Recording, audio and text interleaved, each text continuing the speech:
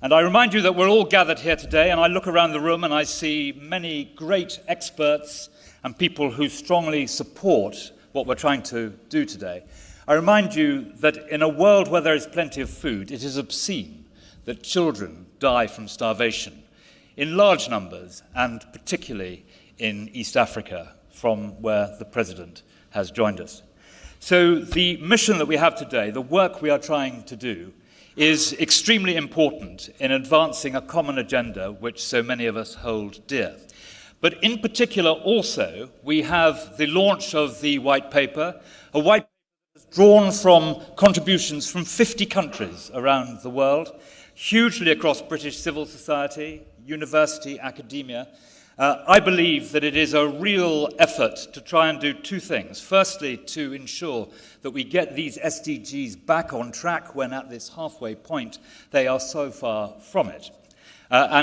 Secondly, that we focus on climate finance, tackling climate change, the Bridgetown agenda, the words of Mia Motley, who spoke to the entire Foreign Office in this room just a few months ago, the Bridgetown agenda to turn billions into trillions, which is so important if we are to meet our climate targets and deliver, particularly for the poorest people in the world, who so often, if not always, suffer first and hardest from the effects of climate change. So, in a few minutes, the Prime Minister, as I say, will launch that white paper. We're not going to give you any copies, I'm afraid, until you leave, because it is such an interesting and fabulous document. For the Brits who are here, you'll understand that it's like reading the Sun newspaper without the pictures. So we're going to keep it for you, but give you a copy later today when you leave. And I hope very much that you will think that it is a piece of work that really moves the dial on development and shows the different ways of doing development now. And of course, this Global Food Security Summit is an example of the different way in which we do development now. So I'm waiting for a signal, and I think I'm receiving the signal. I'm not receiving the signal. No. So during the course of the day, we will, of course, and I'll say a few words about this in a moment, we will have the 4 sessions, and I will say something about that, as I say, before Her Excellency speaks. But now it gives me the greatest pleasure. Will you please welcome the British Prime Minister, Rishi Sunak.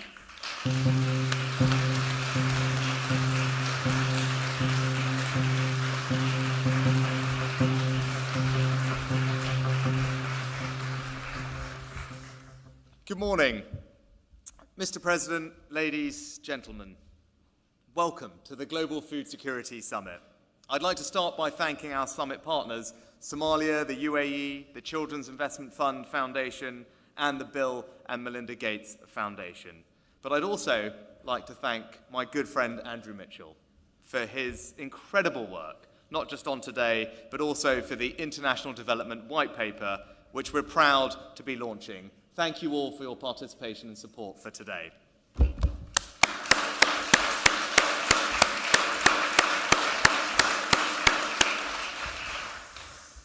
We live in a dangerous world, a time of growing threats, strategic competition and conflict.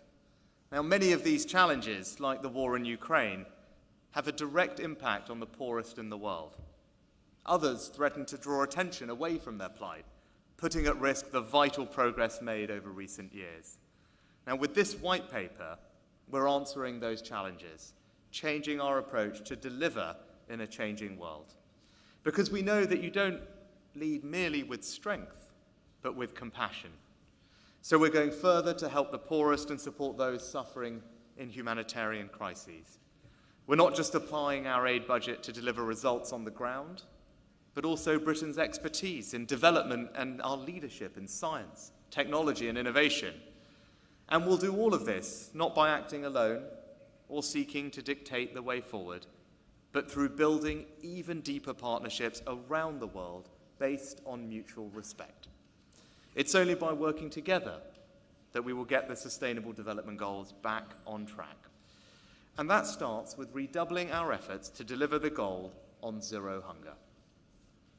It can't be right that today in 2023, almost 1 billion people across the world regularly do not have enough to eat, that millions face hunger and starvation, and over 45 million children under 5 are suffering acute malnutrition. In a world of abundance, no one should die from lack of food, and no parent should ever have to watch their child starve. Now, I'm proud of everything the UK is doing to provide immediate relief. We're one of the top 4 donors to United Nations crisis response. We've doubled our aid for Palestinian civilians with an additional £30 million. We're clear that Israel has the right to defend itself. It has been attacked in the most brutal manner possible by an enemy that hides itself in hospitals. It must also act within international humanitarian law. The situation on the ground is truly tragic and getting worse. We're pressing hard for unhindered humanitarian access in Gaza and for urgent and substantive humanitarian pauses to get in food, fuel and medicine, because the suffering of innocent civilians must end. We're also leading the way in helping Ukraine get its grain out through the Black Sea and into the hands of those in need. But because the scale of the global hunger crisis is so staggering, today we're going further, providing up to £100 million now for the worst hit, particularly across East Africa, the Sahel and Afghanistan, and in countries like Malawi, which are reeling from climate-related cyclones and drought. Yet, as everyone here knows, simply responding in the wake of a crisis is not enough. Climate change, conflict and population rise mean ever greater challenges to food supplies. So we need a fundamental shift in the way that we approach food security, with a focus on long-term solutions to stop food crises before they start. And we need to harness the full power of science and technology to ensure supplies are resilient to threats like conflict, drought, and floods. That's why the UK is working to deliver lasting solutions. And we're doing so in 4 important ways.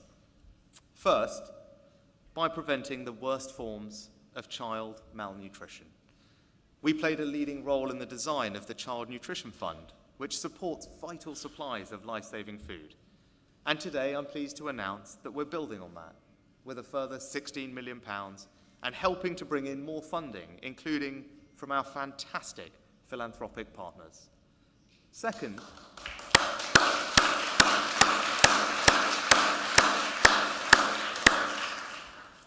we're using technology to anticipate and prevent food security crises. Together with our partners, we're applying AI to model the impact of climate change on agriculture so that we can find ways to avoid future crises. And we know just how effective this can be. Our work with the government of Somalia helped them avert famine last year. And today I'm pleased to announce that we will help Somalia avoid future crises with up to £100 million of future support, enabling thousands of communities to manage water supplies, adapt their farming, and increase their resilience to droughts, floods, and other climate shocks.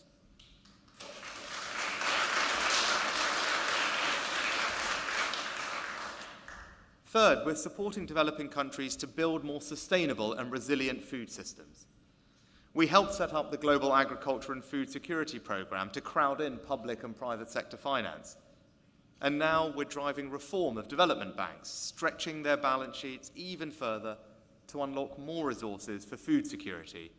And that includes UK guarantees, which are releasing $6 billion of the bank's resources for development in countries in Africa, Asia, and the Pacific.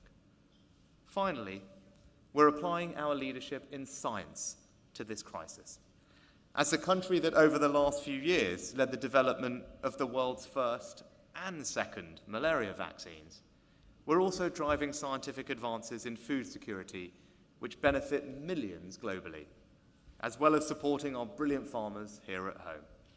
We've already helped develop crops that are drought-resistant and even richer in vitamins, now feeding 100 million people across Africa. And we're going further, launching a new UK CGIAR Science Centre to drive cutting-edge research on flood-tolerant rice, disease-resistant wheat, and much more. These innovations will reach millions across the poorest countries, as well as improving UK crop yields and driving down food prices. And in conclusion, this is the difference that Britain makes. Using all the expertise and tools at our disposal, helping people now and for the long term. But we cannot do this alone. And that's what this summit is all about. And it's why our approach is all about partnership.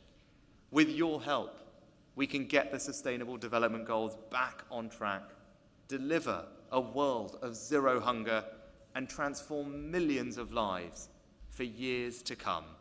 Thank you, and have a great summit.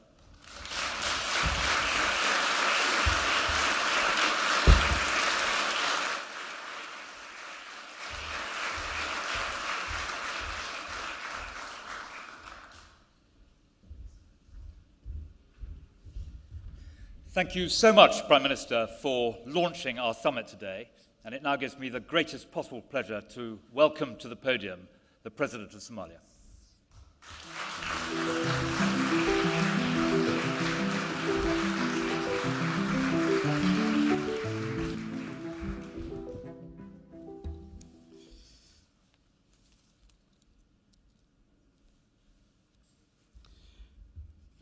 Your Excellency, Mr. Prime Minister, ladies and gentlemen, it's a great honor and pleasure to stand in front of you today and share with you very, very concise stand of Somalia and the realities. On behalf of the Federal Republic of Somalia, I would like to thank His Majesty's government for organizing this important and timely event that brings the world stage the magnitude of food security challenges that continue to affect my country and other countries around the globe. The persistence of food insecurity is due to a variety of factors, including climate shocks, heavy reliance on increasingly expensive food imports, global disruption of supply chain, and weak infrastructure. We therefore need a multifaceted approach that intertwines investment in peace and security, climate-adaptive technology, and infrastructure, financial inclusion, as well as robust economic and trade policies. I'm glad today to hear from His Excellency, the Prime Minister of His Majesty's government, that many of those issues, which UK has been contributing a lot, will further put more investment on those areas that brings the approach successful. Somalia has been struggling to provide the factors that make Somalia always remain in a food crisis situation. Somalia is a rich country. We have more per capita arable land than many other African countries and global countries, but unfortunately the circumstances that were hindering Somalia are some of which are still there. We are very much grateful the same that our global partners and the African Union, continental partners in the African Union has helped Somalia to move away from this, particularly the security issue. The Somali people has decided to address those challenges, among which is the security and the state building. Institutions that were not there for a long time now started to emerge. Capacitating those institutions and financing their activities are another crucial important which we have. In Somalia, we are ambitious in our goals and we are developing sound policy solutions across the multifaceted areas, beginning with peace and security. Since June 2022, Somali National Army has been able to partner with the local forces and the global partners in an unprecedented offensive that has recovered from more than 70 towns and villages from Al-Shabaab in the southern and the central federal member states of Somalia. These newly recovered areas are home to some of the richest farming lands in the country. The Somali government has started a stabilization program after the liberation, which has two important aims. One is to stabilize the situation and provide services to the people who has been lacking those services for more than a decade now. And the second is making the transition program as a bridge that moves the Somali people from the humanitarian situation into a development situation. It's not easy to jump from the humanitarian situation immediately to development, so we need that transition, and the stabilization program that Somalia has developed and the international partners, among which the United Kingdom is one of the major partners supporting Somalia to provide the stabilization program work in it. Number two is the climate adaptive technology and infrastructure. According to a recent study by the African Development Bank, Somalia has the highest resource potential of any African nation for onshore wind power and could generate between 30 to 45,000 megawatts of wind power. We also have 300 days of sunshine annually. So the solar power is another major opportunity in Somalia. With sufficient financing, we can invest in climate-resilient infrastructure in critical sectors such as the renewable energy, water catchment systems, regenerative agricultural practices, and feeder roads within the agricultural land. Number three, the financial inclusion. Access to finance is a key, and we are also working on making affordable loans accessible to the agricultural sector to encourage further investment in the local production.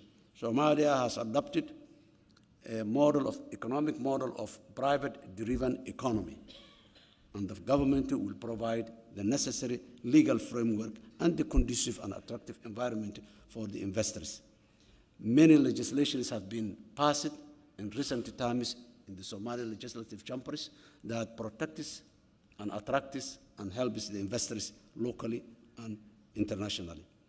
To this end, we have been working towards accession into the East African community, which will be finalized by the end of this month, as we hope, allowing Somalia to access greater market from the Atlantic Ocean to the Indian Ocean. A huge market for us, and the Somali people are very much entrepreneurial and business people. In conclusion, to mitigate the potential for a famine in Somalia, the international community, especially the United States, the United Kingdom, the European Union, and many more partners, among which is the United Arab Emirates, have provided a huge amount of resources to avert the famine in Somalia. As rightly His Excellency, the Prime Minister said, Somalia was on the brink of famine when we came to the office last year, and with these supports and the organization my government did, we averted that famine. The country is not in risk of famine now, but the factors that contributed to the famine are still there. So we are struggling with that, and the stabilization program is one of the cases that we intended to stop the famine. Millions of lives have been saved with that generosity. However, given the current climate changes, we know that without similar levels of investments that can keep agro-pastoral communities intact, health, and able to sustain themselves economically, we will continue to witness food insecurity and human suffering that entails for generations. The larger scale investment in energy system and transport infrastructure will require funds for multilateral and bilateral financing institutions, and Somalia has developed the necessary institutions to work with and the necessary legislations and acts to help. However, at the current rates, African countries pay more than 5 times the interest rates than many other parts of the world. Handouts did not help and will not help in the future. Did not help in the past and will not help in the future. But financing at a fair rate in the economic uplifting of the people is what helps a lot. Finally, to be successful, we need a collective effort of governments, international organizations, and private sector to deliver for the most vulnerable societies, among which Somalia is one.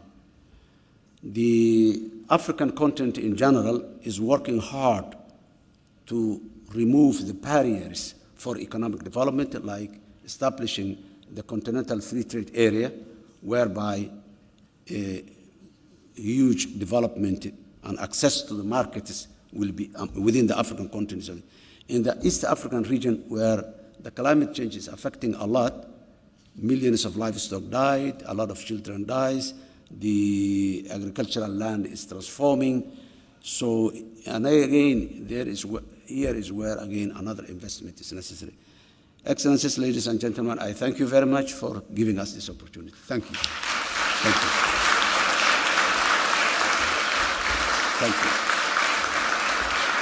Thank you.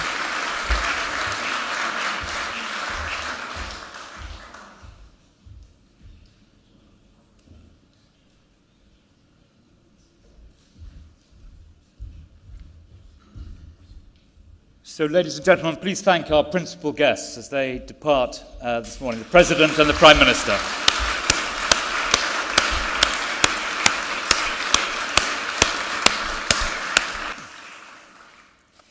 Now, just before I call Her Excellency to the stage, can I just remind you of what we're doing today? This is our plenary session. We're going to hear from a number of outstanding speakers who've joined us, and then we will move to 2 sessions this morning after a break, and then after lunch 2 further sessions before we come to the final plenary, which will be addressed by the Foreign Secretary and former Prime Minister David Cameron. And the 4 sessions, which is the meat of the matter today, are ending preventable deaths and using science and technology, sessions 1 and 2 this morning. And then this afternoon, the humanitarian aspects of food insecurity, tackling food crises. And the final session, building climate resilient and sustainable agriculture and food. So I hope you will feel that we are really getting to the heart of the problem we're trying to solve today during those 4 sessions, demonstrating that while money is important, and we will be announcing through today a number of financial advances and money from the British taxpayer on these various aspects, but above all that it's science and technology, invention, research, academia. These are the sort of aspects of progress which we need to focus on, and which I think we will throughout today. So will you now please join me in giving a very warm welcome to Her Excellency, the Climate Minister from the UAE, of course, the hosts of the forthcoming COP. Thank you very much.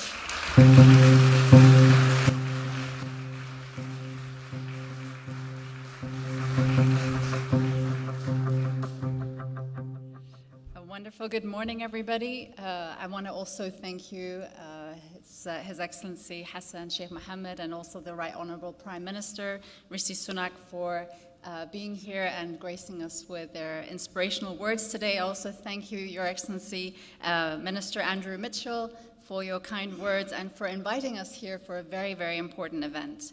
It's also, I also want to thank our partners as well, the Children's Investment Fund Foundation, and also the Bill and Melinda Gates Foundation for their support and also for their partnership. So today's discussion comes at a very opportune time. We're just 10 days away from hosting COP28 in Dubai, and we are so looking forward to welcoming the world to deliver a truly inclusive and solutions-oriented COP that benefits all of humanity.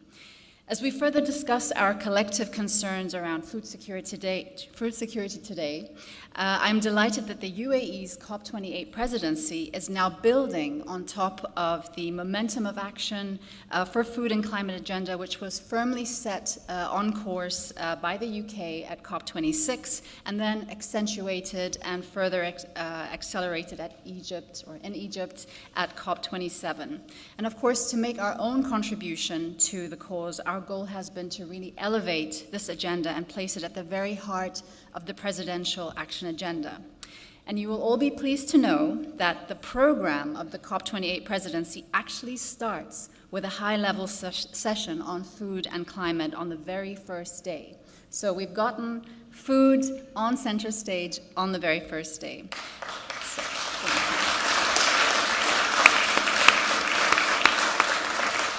And of course, every day after that, there will be at least one presidency-hosted event related to agriculture and food systems, with the program reaching a crescendo on December 10th with a full day for food, agriculture, and water. So, of course, we'll be looking at the risks and challenges that you are all very familiar with today, but our focus will be really to highlight the solutions and the opportunities presented by food systems and their interactions with our precious planet. We need to identify these, scale them up, and of course ensure that we are able to empower these solutions that we have. And what I think is always so important is to look at how we can empower the farmers and all of us as consumers, as power agents of change. We simply need to find the will to work collectively and creatively to unleash our potential. Now, over the past months, I know many of you in the room here today, you know that I am the COP28 Food Systems Lead, and I've been working and engaging with many of you in how we can make sure that food systems play and how we can work together towards solutions that help achieve the goals of the Paris Agreement, as well as the UN Sustainable Development Goal of Zero Hunger. And when I asked you all, what would success mean for you, for food systems at COP28? Of course, you can imagine I got a lot of different answers. But two common denominators were, we need a global framework, and the second is, we need political will of countries. And so off to work we went, and we worked together, and just 4 months ago in Rome, at the UN Food Systems Summit, we unveiled the COP28 Food Systems and Agriculture Agenda. Now, this agenda, developed together with many of you in this room today, really is a framework to give food and agriculture the prominence they deserve in the climate agenda and in the COP process. The agenda aims to overcome the challenges in our food systems in 4 simple ways. Number 1, galvanizing national leadership. Number 2, involving non-state actors. Number 3, bolstering and boosting innovation. And number 4, scaling up finance. Now, to address the first point, as a global community, I've been working with many of you, of course I and my team in the ministry and also at the COP28 presidency. We've been working with many of you in drafting a declaration. Now, this declaration has gone through several versions and was also informed by more than 25 consultations and involving hundreds of agriculture and food systems stakeholders in every region of the world. And so, the leaders' level Emirates Declaration on Sustainable Agriculture, Resilient Food Systems and Climate Action, I know the name's long, but this is what the partners wanted, was finalized just 3 weeks ago with the intent to mobilize national leadership and extend a global call to action. So the declaration has been sent to all countries, inviting all heads of state and government to endorse. It basically lays out a vision for collective and global action in 5 key areas: adaptation, food security and nutrition, livelihoods, food and water systems integration, and shifting patterns of production and consumption to more sustainable approaches. So I take this opportunity to remind you all, and also urge as well all heads of state and government, to stand with the UAE and the dozens of countries that have already endorsed the declaration over the last weeks. We invite you to add your voice to support by endorsing the Emirates Declaration, and join us on stage as partners during the high-level session on food and climate on the first day of COP28 on December 1st. Now, to address the second point on the food agenda, we aim to bring, of course, the non-state actors, many of them also here with us today, including businesses, farmers, and producers' organizations, together to drive progress across production, consumption, and of course, food loss and food waste. Now, for the third point of the food agenda, it will be about harnessing the power of innovations to help us to adapt to the impacts of climate change and reduce the emissions caused by it. Now, we in the UAE know all too well how powerful this tool is, because despite our harsh climate, we are successfully growing a variety of vegetables and fruits, and more recently, lots of different varieties of berries, all year round enclosed agriculture environments right in the middle of the desert. And boy, they're tasty. So it's been such an eye-opener for us that we have partnered with the United States and have launched a global innovation platform called the Agriculture Innovation Mission for Climate, known also as AIM for C, or AIM for Climate. And this basically harnesses the power of innovations and aims to increase and accelerate investments in climate-smart agriculture by 2025. Now, so far, we have more than 500 partners on board. We have more than $13 billion of committed investments. And this has been now over the last 2 years, and it's growing. And there will be more announcements at COP28. Finally, for point 4 of the food agenda, we're really urging nations to scale up finance. And I want to thank the UK government for some of the announcements just made.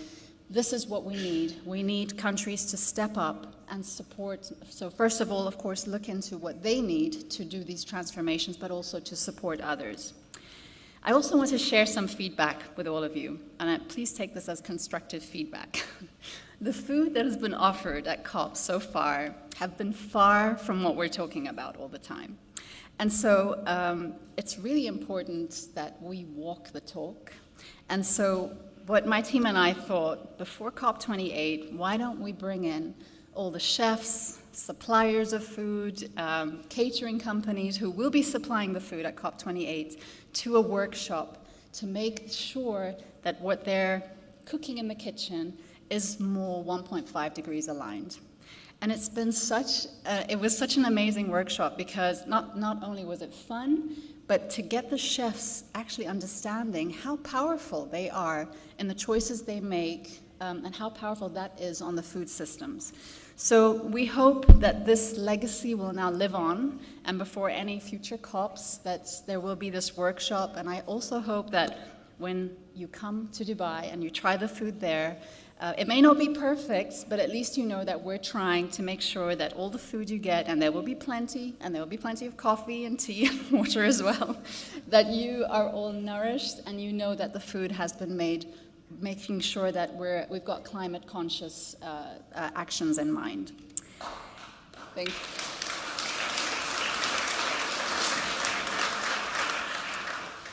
Finally, I want to say, or I want to end by saying this, the world is not in a good place right now.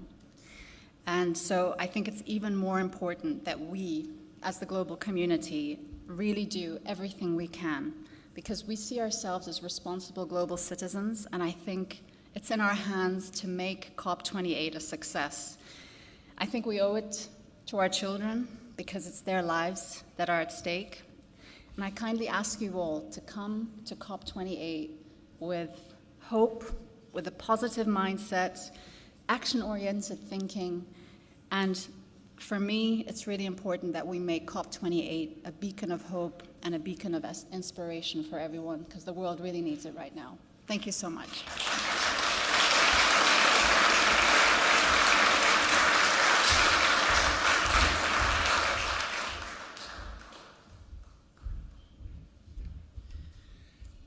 Well, I thank the Minister very much indeed for those remarks.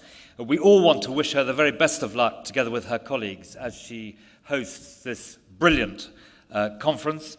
There will be many of my colleagues coming, including the Foreign Secretary and the Prime Minister and, of course, His Majesty the King. And I hope very much that together as the world community we can respond, as you said in your remarks.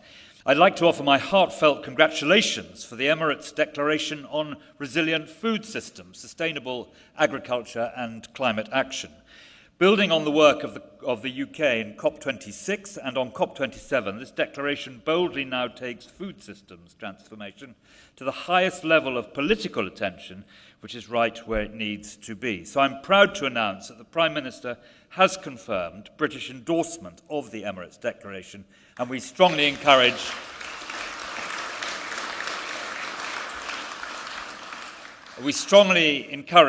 others to join, as Your Excellency said. And now it gives me the greatest possible pleasure to invite Chris Hahn to the stage, the head of CIF, the Children's Investment Fund Foundation, and one of the co-sponsors of this great event today. Chris.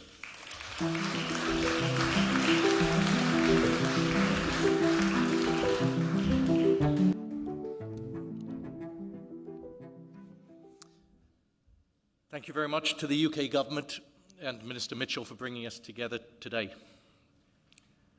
I founded the Children's Investment Fund Foundation, or CIF, 20 years ago to serve the world's most impoverished children. Malnutrition is the biggest and most deadly condition which these children suffer from. 45%, or nearly 1 in 2 under 5 child deaths, are directly and indirectly due to malnutrition. Deaths attributed to many other illnesses would not occur except due to weakened immune systems due to malnutrition.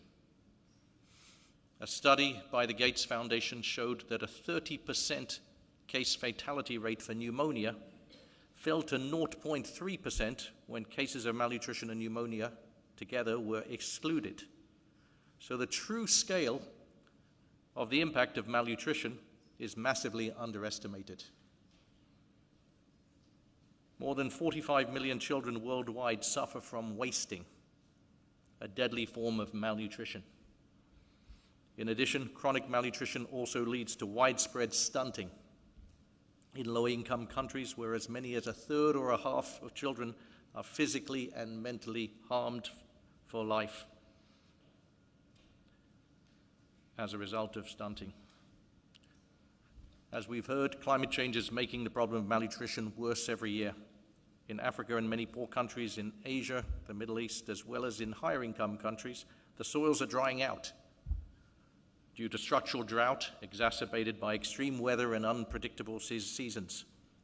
This is continuously driving up the cost and price of food, so that often people in Africa and other low-income countries are forced to barely survive by eating only 1 meal per day. In low-income countries, this is creating millions of desperate climate change migrants and refugees, which are being displaced and suffer malnutrition as their lands become less and less capable of supporting agriculture. So supporting aggressive action against climate change is one of the most important long-term strategies against malnutrition.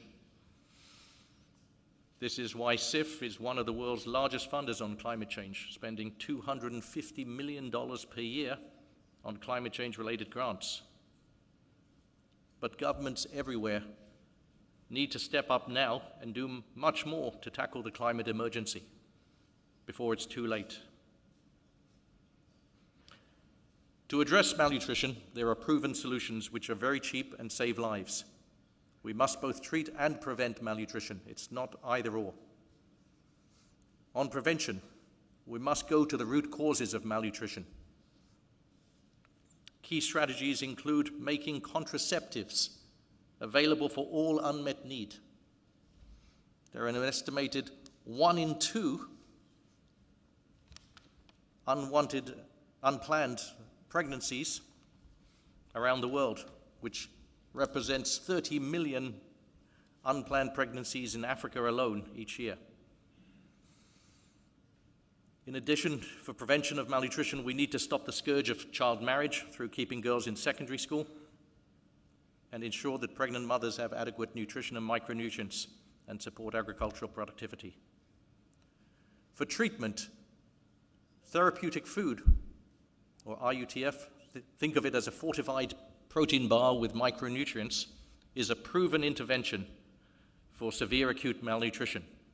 It's on the WHO list of essential medicines.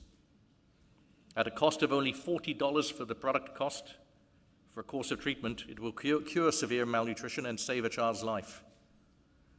A variation of this product, called SQLNS, is a game-changing product that recent evidence, again from the Gates Foundation, has proven that it works very effectively for children with moderate malnutrition.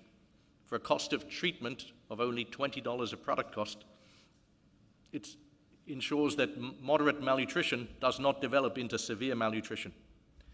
It needs to be deployed now. In order to motivate developing countries to address the child wasting crisis and crowd in donors, the Child Nutrition Fund was created 1 year ago.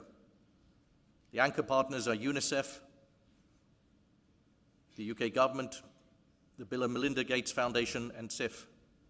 SIF and myself personally have committed over $100 million to the fund and its precursor, of which I've personally already funded $25 million. The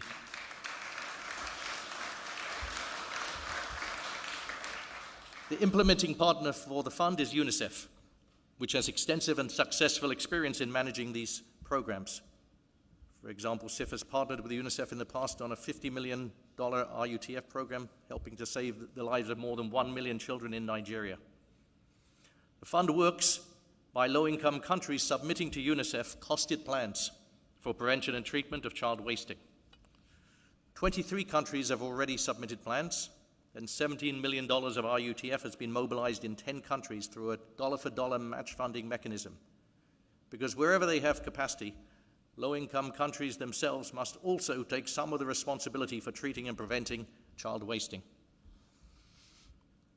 Last year, we worked with USAID, UNICEF, the Gates Foundation, and many countries and philanthropies to mobilize over $500 million for prevention and treatment of child wasting. USAID invested $200 million of this $500 million directly to UNICEF, and much thanks is due to Sam Powers and her team at USAID for their leadership. This was a historic and critical collaboration that will certainly save millions of lives of children. But we need such funds and much more on a multi-year basis. I'm announcing today that I'm personally committing $50 million towards a target $500 million deal for new money into the Child Nutrition Fund to prevent and treat child wasting.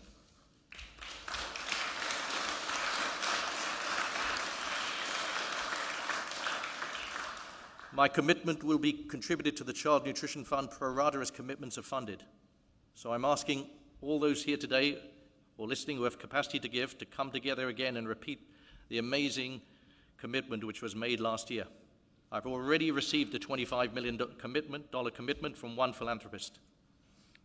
In addition, I've personally committed over $100 million to build and equip facilities to manufacture RUTF and SQLNS, more than half of which has been dispersed. In closing, none of us here today would allow our own children to die of wasting. And I'm sure we would all agree that all lives have equal value. So, if we come out of our minds and out of our intellect, just for a moment, and go into our intuition and the deepest part of our souls, we all know that it is wrong to allow a child to starve to death, whatever the country they happen to have been born into. So together we can make something beautiful happen today. Thank you.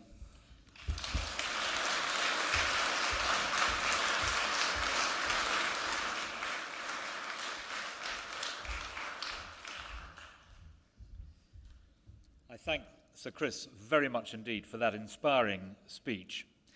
I'm about to introduce the video that Bill Gates has sent, because sadly he can't be here, but we have got here today Roger, one of his presidents of the BMGF, who is very welcome and who we'll be hearing from later. But ladies and gentlemen, we're now going to hear from Bill Gates.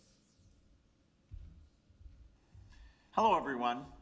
First, I want to thank the Children's Investment Fund Foundation and the Government of the United Kingdom, especially Andrew Mitchell, for organizing the conference.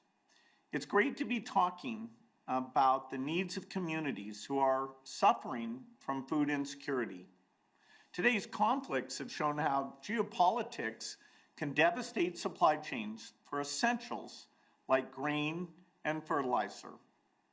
In South Asia and Sub-Saharan Africa, the places that already have the highest malnutrition rates, the temperatures are rising quickly, and that's affecting the harvests of small farmers, making them less reliable.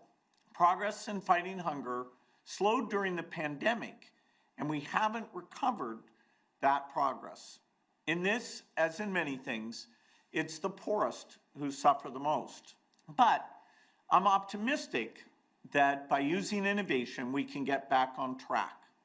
Our foundation is supporting the development of ways to improve the supply of nutritious food, even in the face of climate change and other global challenges. I'm excited about all the things we're doing with seeds. For example, drought-tolerant maize that has a 66% higher yield. To complement those, we're also building digital tools that inform farmers about weather so they know when to plant. Raising agricultural productivity has many benefits. Over time, we should see poor countries, including in Africa, become net exporters. Not only will it reduce malnourishment, but the extra money will help those families be resilient and send their kids off to school. We understand now that particular foods help avoid inflammation in the child's gut by modifying the microbiome. These can be things like dense peanut paste or other locally sourced agricultural products that by targeting to young children allow them to achieve full growth and therefore achieve their physical and mental potential. Of course, as we come up with these innovations, they only make a difference if they're financed and scaled. I'm pleased to see the new Child Nutrition Fund, hosted by UNICEF, making progress in financing. I'm very hopeful that this conference will also help boost the prioritization of agricultural R&D, including support for the CGIAR, the organization that drives critical innovations to improve farmer productivity. Thank you again for focusing on these critical issues. I look forward to hearing about the partnerships and solutions that will come together both in this meeting and as we get together at COP28. Thank you.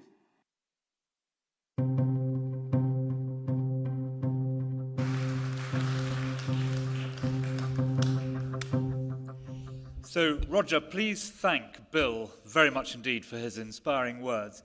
And please join me in saluting once again these two brilliant geniuses, Sir Chris and Bill, who have taken that financial genius and put rocket boosters behind it, doing something about the cause of humanity in the way they've both so eloquently described this morning. And thank you both for sponsoring today as well.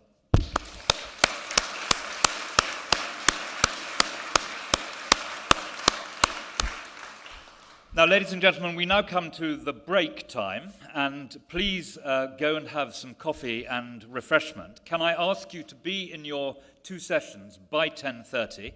We're almost bang on time at the moment, but we will start the first two major sessions of our conference today at 10:30. Thank you very much indeed.